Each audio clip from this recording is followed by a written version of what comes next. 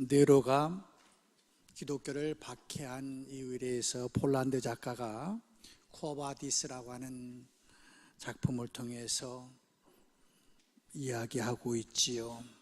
거기에 보면 네로가 왜 기독교인들을 박해했는가에 대해서 이야기하고 있는데, 어느 날 이 네로가 로마 시를 이렇게 쳐다보니까 마음에 안 들었던가 봐요. 그래서 이거 마음에 안 든다, 불질러 버리고 새로 신도시를 만들어야겠다 해서 술 취해가지고 거의 발작적인 이야기를 했습니다만 그것이 현실로 옮겨졌지요.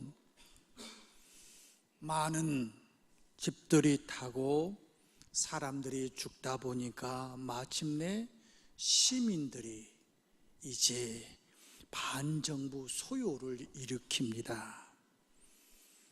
이렇게까지 될 줄은 몰랐는데 이렇게까지 되니까 이걸 어떻게 하면 좋을까 하던 가운데 그 교활한 신하가 이렇게 이야기합니다. 패왕, 이거 예수 믿는 사람들에게 누명을 씌웁시다.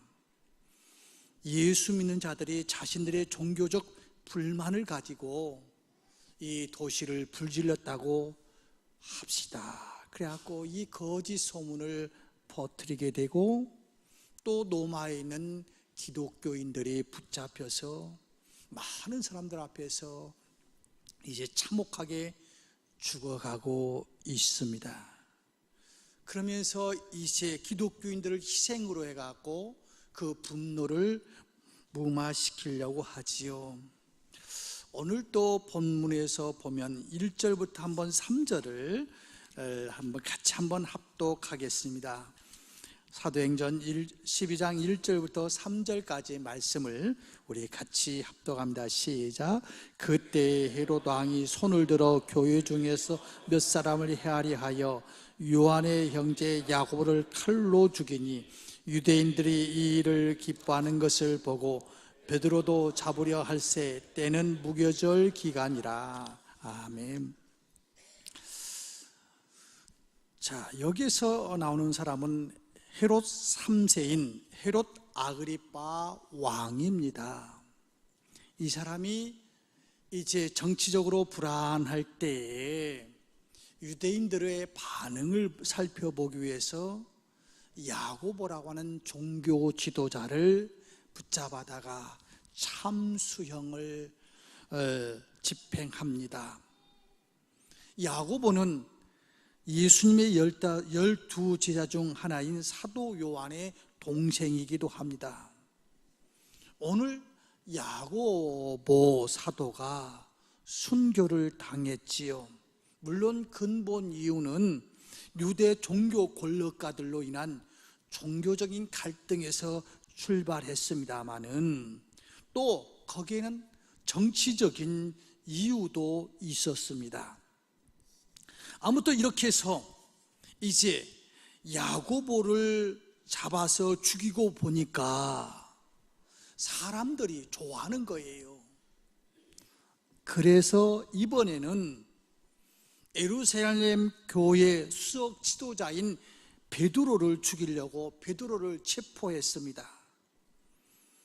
만일 유대인들이 이 일에 시큰둥한 반응을 보이거나 그 불법에 대해서 항의를 했다고 하면 헤롯은 즉시 중단했을 것입니다. 그런데 유대인들이 그 불법과 불의와 악행을 보고 좋아합니다. 어떻게 보면 유대 사회가 썩었고 유대교를 신봉하는 그 사람들이 썩은 거지요. 하여튼 이렇게 좋아하니까 헤롯은 그 악행을 확산시키고자 마음을 먹었지요. 예루살렘 교회의 핵심 지도자인 베드로를 잡아왔습니다. 이것은 이어서 교회 전체를 말살시키려고 유대교를 믿는 사람들에게 환심을 사기 위해서 기독교인들을 박해하는 겁니다. 그런데 이 베드로를 체포하고 나서 보니 그때의 절기가 무교절이었습니다. 무교절이란 유대인들이 가장 중요한 절기인 유월절을 앞둔 일주일의 기간을 말합니다. 유월절은 유대인들에게 있어서 민족 해방의 날이기도 하고 독립기념일이기도 합니다. 애굽에서 노예로 있던 자신들을 하나님께서 모세를 통해서 구원해 준 그날을 지키는 절기죠. 이 기간에 율법이 금한 일들이 있는데 그 중에 하나가 절대로 사람을 사형시킬 수가 없었습니다. 때문에 이제 유대교 사람들에게 환심을 사기 위해서 기독교 신자인 베드로를 체포해 오기는 했는데 이제 공개 처형을 해야 되는데 이 무교절이기 때문에 처형하지 못하고 기다리고 있었습니다. 감옥에 갇힌 베드로의 입장을 한번 생각해 보십시오. 유월절만 끝나면은 자신은 헤롯의 광포한 칼날의 형장에 있을로 사라질 수밖에 없습니다. 만일 베드로가 죽는다면 초대 교회는 아주 힘들게 될 수밖에 없었지요. 그동안 수많은 핍박이 있었지만 베드로와 사도들이 중심을 잡고 지탱해 주었기 때문에 교회는 핍박을 이기고 승리할 수가 있었습니다. 그런데 이제는 중심이 하나둘 무너지기 시작합니다. 이런 긴박한 상황에서 베드로는 무엇을 하고 있었고 교회는 무엇을 하고 있었습니까? 우리 4절부터 6절까지 우리 같이 한번 합독합니다. 4절부터 6절입니다. 시작. 잡음에 옥에 가두어 군인 내식인 내 배에 맡겨 지키랴. 유월절 후에 백성 앞에 끌어내고자 하더 예 베드로는 옥에 갇혔고 교회는 그를 위하여 간절히 하나님께 기도하더라. 헤롯이 잡아내리고 하는 그 전날 밤에 베드로가 두 군인 틈에서 쇠사슬에 매여 누워 자는데 파수꾼들이 문 밖에서 옥을 지키더니, 자, 이 상황은 보니까 이제 내일 이제 6월절이 끝나기 때문에 끝나면은 베드로도 참수형에 처하려고 했었습니다. 그리고 혹시 도망갈까봐 아주 철통같이 지키고 있습니다. 한 사람이 지키는 것이 아니라 네 사람이 네 개의 조가 되어서 지키는데 그냥 눈으로만 지키는 것이 아니고 그 수갑을 양쪽 제수와 군인이 함께 이쪽 또 이쪽, 그래서 어떻게 도망갈 수 없게 만들고 있었습니다. 그 와중에서 지금 6절에서 베드로는 어떤 행동을 하고 있는가 나오고 있는데 6절 같이 읽습니다. 시작. 헤롯이 잡아 하는 그 전날 밤에 베드로가 두 군인 틈에서 두세 사슬에 매여 누워 자는데, 뭐 했다고요? 누워 자는데 어떤 간수가 고백하는데 이러더라고요. 사형수가 이제 계단을 한 계단 두 계단 올라가서 이제 의자에 앉으면은 줄이 이렇게 내려오고 문이 탁 열리면 이제 죽는데, 제수들이 이 계단을 올라가면서 어떤 제수는 내가 죽는 걸 알으니까 그 계단 한번 올라가고 하늘 쳐다보고 뒤보기도 하고, 또 어떤 제수들은 그냥 뭐 한 1, 2분이면 갈 길을 거기서 똥도 싸고 오줌도 싸고, 어떤 때는 다리 힘이 쭉 빠져가고 올라가지 못하기도 하고. 그런데요, 우리 육신은 이 정신의 지배를 받는 거 아닙니까? 유명한 일화 중에서 이런 일화도 있잖아요. 어떤 군인이 전투하다가 밤에 목이 말라가지고 물을 찾는데 어떤 바가지에 물이 들어있대잖아요. 그래서 맛있게 물을 먹고 나서 야, 참 갈증 잘 했다 하고 아침에 이렇게 보니까 그게 뭐예요? 해골이들이잖아요. 그러니까 속에 들어있던 것들이 다 토해내는 그런 일도 있었다고 합니다마는, 아무튼 오늘 베드로는 이제 내일이면은 죽는데 지금 잠을 자고 있어요. 성경에도 하나님께서 살아가는 자에게 잠을 주신다고 하는 말씀도 있습니다마는 우리 예수님이 그러지 않았던가요? 폭풍으로 사람들이 죽는다고 야단하고 있을 때 우리 주님은 저 배 밑에서 잠을 자고 있듯이 오늘 베드로 그 상황 속에서 지금 잠을 자고 있습니다. 아마 이 베드로의 마음속에는 살고 죽는 것이 하나님 손에 있는데 내 목숨 하나님 앞에 맡긴 입장, 더 살으면 주의 일에서 좋고 또 내일 죽으면 천국 가서 좋고 이래도 좋고 저래도 좋으니 그 죽음 앞에서 잠 못 자가고 오줌 싸고 똥 싸면서 그럴 필요가 없이 지금 편안하게 자고 있습니다. 자, 그럴 때에 예루살렘 교회는 어떻게 하고 있었습니까? 이 시각, 이제 내일이면 베드로가 이제 참수형을 당하고 있을 때 5절을 봅시다. 5절 같이 읽다 시작. 이에 베드로는 옥에 갇혔고 교회는 그를 위하여 간절히 자, 이때 교회는 기도했다라고 이야기하고 있습니다. 교회가 할 수 있는 일이 없었습니다. 사람을 동원해서 로비해가지고 끌어낼 수도 없고 돈을 많이 주어갖고 그를 밖으로 끌어올 수도 없었습니다.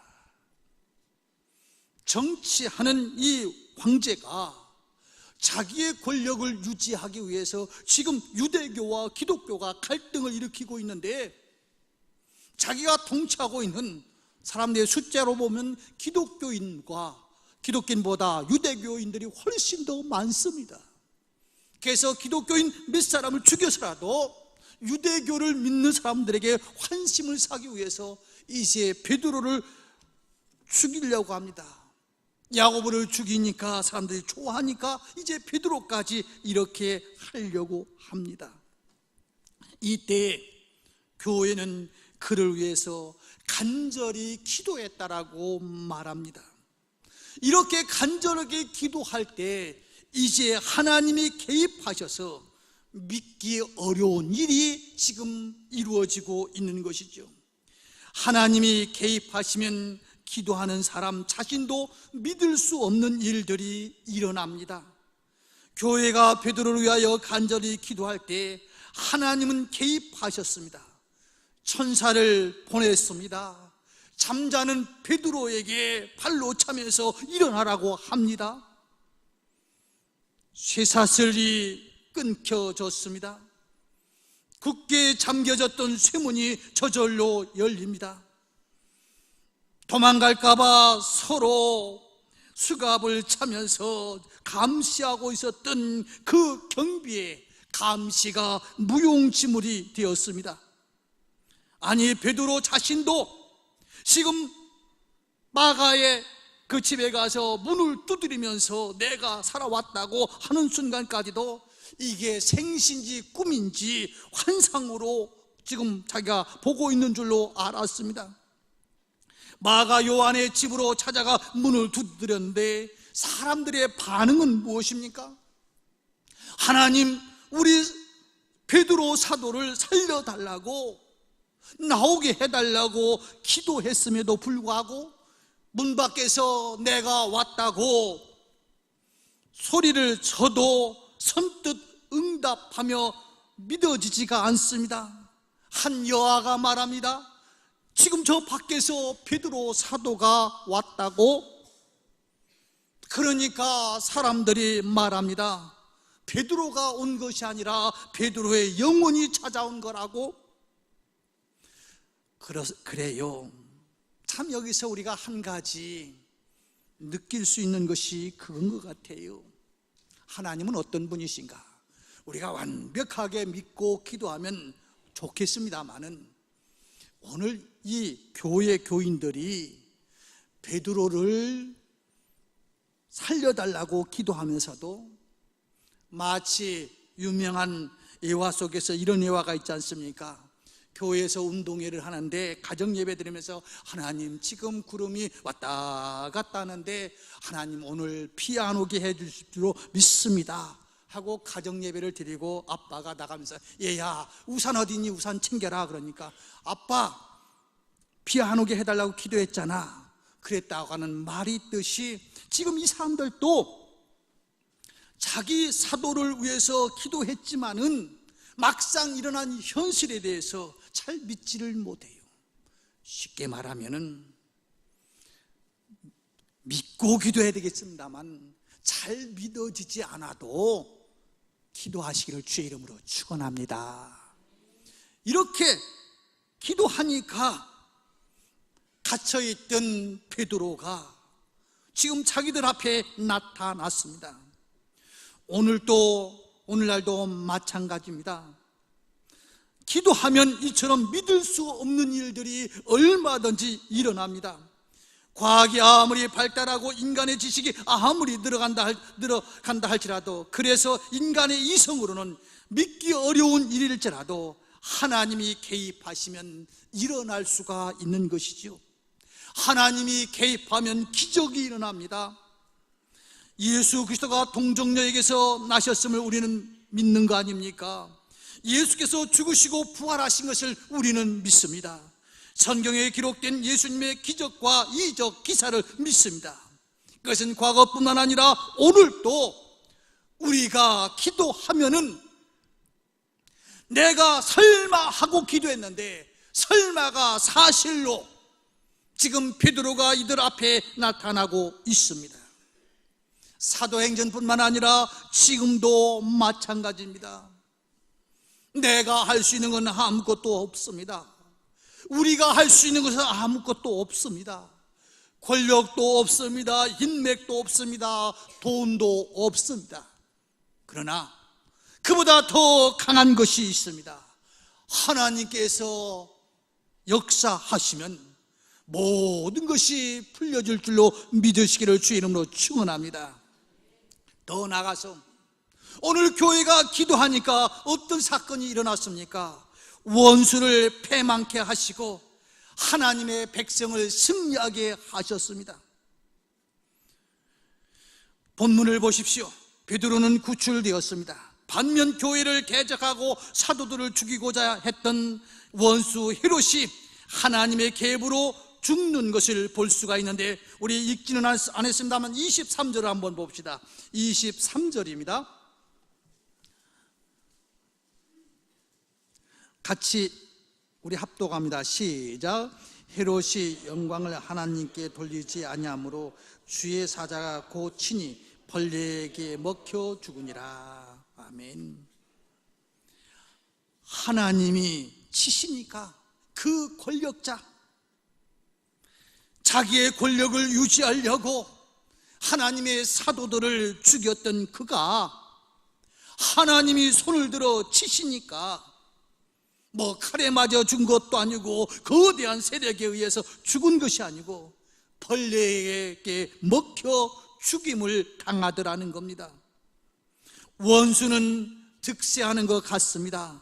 그러나 주권이 주께 속해 있기에 하나님은 하나님의 백성을 대적하는 원수들을 필경은 패망하게 할 겁니다. 이러한 일은 이스라엘 역사에서 계속해서 반복되어 왔습니다. 이 세상에서는 불의가 득세하고 악이 승리하는 것처럼 보이나 역사는 꾸준히 선을 행해서 진행되고 있습니다. 역사의 종말은 악의 멸망과 하나님의 승리입니다. 비단 종말 때뿐만 아니고 언제 어디서든지 하나님이 개입하시면 하나님의 원수들이 물러가고 하나님을 따르는 자들은 반드시 승리할 겁니다. 성령이 역사하시면 악한 사탄의 세력은 소멸될 수밖에 없습니다. 우리의 성령에 붙잡혀 살면 악한 영이 우리를 주관할 수가 없습니다. 우리가 말씀에 붙잡혀 살면 죄가 우리를 주관할 수 없습니다. 우리를 잡아 죽이려고 사람을 통해서 지키게 하고 옥문에 열쇠를 채워놓고 기다리고 있지만은 하나님께서 천군 천사를 통해서 역사하시니까 베드로가 살아났듯이 우리는 반드시 승리할 수가 있는 것이죠. 마지막으로 교회가 베드로에서 기도했더니 결과가 어떻게 되었습니까? 오늘 본문 1절에서부터 5절까지는 마지막 24절 내용이 얼마나 다른지 모릅니다. 전반부는 위기입니다. 야고보가 처형당했습니다. 베드로가 체포되어 감옥에 갇혔습니다. 날이 새면 베드로도 이제 처형당할 수밖에 없었습니다. 이 위기 순간에 교회는 간절히 기도했습니다. 그러자 하나님이 개입하셨습니다. 그리고 원수의 세력이 패망했습니다. 그러나 이것만으로 끝나지 않았습니다. 하나님의 말씀이 흥왕하여 더하는 역사로 마감해 주었습니다. 이것이 하나님의 시간 관리입니다. 이것을 우리가 마음 깊이 기억합시다. 사도행전 교회는 연약한 교회였습니다. 그러나 기도할 때 하나님께서 개입하시고 놀랍고 극적인 사건을 일으켜서 아름다운 결말을 주셨습니다. 오늘도 마찬가지입니다. 그러한 기적, 그러한 결말은 그 시대에만 국한된 것이 아닙니다. 그때뿐만 아니라 2000년 교회 역사에서 언제나 그러한 일들이 반복되고 지금도 계속되고 있습니다. 그러기에 우리는 나라와 민족을 위해서 기도해야 되고, 교회를 위해서 기도해야 되고, 가정을 위해서 기도해야 됩니다. 우리가 연약해 보이나 하나님께서 함께 하시면 우리는 강합니다. 우리는 연약하지만 우리가 기도하면은 하나님께서 우리의 기도를 들으시고 우리가 도저히 상상하지도 못했던 방법을 통해서 역사해 나갈 것입니다. 우리는 깨어지기 쉬운 질그릇 같으나 우리 안에 보배이신 그리스도께서 능력으로 함께 하십니다. 하나님이 우리를 위하시면 누가 우리를 대적하시겠습니까? 우리가 기도할 때 어찌 하나님이 움직이지 않겠습니까? 우리가 얻지 못하면 기도하지 않았기 때문에 그렇습니다. 하나님은 우리 교회에서, 우리 가정에서 구원의 역사를 일으키시고 말씀이 흥왕하여 더하기를 원하십니다. 아름다운 결말을 주고자 하는 것이 우리 하나님 아버지의 마음입니다. 정리하겠습니다. 혹 위기 가운데 계신 분이 있습니까? 미래에 대한 확신이 없어서 불안해 하시는 분이 계십니까? 그러나 이 위기는 곧 하나님의 기회라는 것을 기억하십시오. 위기의 순간에 기도할 때 하나님이 구원의 시간 카이로스의 도래함으로 역사하실 겁니다. 기도할 때 하나님은 당신의 기회를 만들어 가십니다. 그리고 개입하십니다. 하나님이 개입하시면 믿기 어려운 일들이 일어납니다. 하나님이 개입하시면 뜨거운 불뭇불, 사람을 집어넣었던 그들이 다 죽는 그 불뭇불에도 다니엘의 세 친구는 살았습니다. 하나님이 개입하시면 넘실거리던 강이 갈라졌습니다. 하나님이 개입하시면 그 든든했던 여리고성이 무너졌습니다. 하나님이 개입하시니까 그 위기당당했던 황제가 조그만 벌레에 의해서 죽고 말았습니다. 하나님이 개입하시면 무엇이든지 다 할 수 있는데 오늘 하나님이 개입하는 길이 무엇입니까? 초대교회가 위기 상황 속에 있을 때, 초대교회 교인으로 아무것도 할 수 없을 때 그가 할 수 있는 길이 있었습니다. 바로 하나님 앞에 기도하는 겁니다. 사람들은 지금 이 민족을 위해서, 이 나라를 위해서도 많이 걱정합니다. 그럴듯한 법을 통과시켜서 하나님의 섭리와는 정반대의 길로 가려고 하는 세력들 앞에서 교회가 할 수 있는 일은 아무것도 없어요. 어떤 힘 갖고 할 수가 없어요. 그러나 우리에게는 우리를 사랑하시고 우리를 쓰시는 하나님이 계십니다. 그 하나님 앞에 나라를 위해서 기도합시다. 그리고 가정을 위해서 기도합시다. 그리고 교회를 위해서 기도합시다. 기도하는 자에게는 더 흥왕하는 하나님의 역사가 일어나기 때문에 그렇습니다. 기도하겠습니다. 사랑의 하나님 아버지, 오늘 초대교회는 기독교를 핍박하는 황제의 칼날 앞에서 자기들의 힘으로는 할 수 있는 것이 아무것도 없었지만, 그러나 가장 큰 힘을 발휘할 수 있는 그 기도를 시작했던 것을 봅니다. 하나님이 개입하시니 사람들이 이해할 수 없는 방법으로 역사하셨던 것과 같이 오늘 우리 앞에 있는 여러 가지 위기 상황을 우리는 그 상황을 놓고 기도하기를 원합니다. 하나님께서 개입하셔서 역사하여 주옵소서. 더욱더 흥왕된 축복으로 연결되게 하여 주옵소서. 예수님의 이름으로 기도드리옵나이다. 아멘.